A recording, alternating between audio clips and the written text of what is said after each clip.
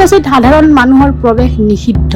প্ৰথমবাৰৰ বাবে অম্বুবাচীলৈ এই কথাকেইটা নাজানিলে বিপদ। আজিৰে পৰা অম্বুবাচীৰ মহাযুগ 2025 বৰ্ষৰ। ভিৰ কৰিছে ভক্ত দৰ্শনাৰ্থী।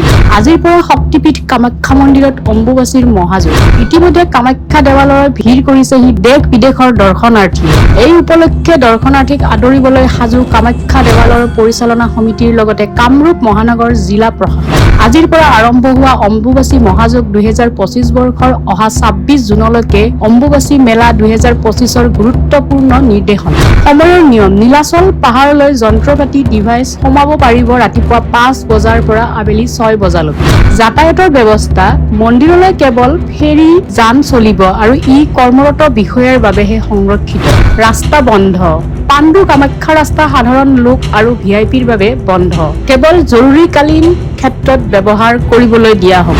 পাদুকা নিষিদ্ধ।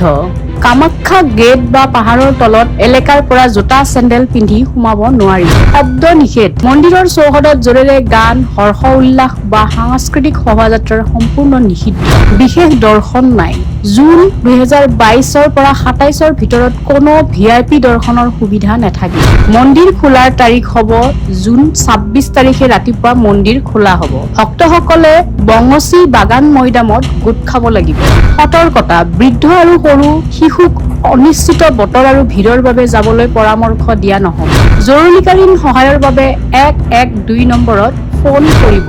উল্লেখযোগ্য যে এইবাৰ অম্বুবাচীত কোনো ধৰণৰ ভিআইপি দৰ্শনাৰ্থীক সুবিধা নাথাকে। একেদৰে হুলস্থুলীয়া পৰিৱেশৰ সৃষ্টি কৰি শোভাযাত্ৰা কৰাত নিষেধাজ্ঞা আৰোপ কৰিছে জিলা প্ৰশাসনে।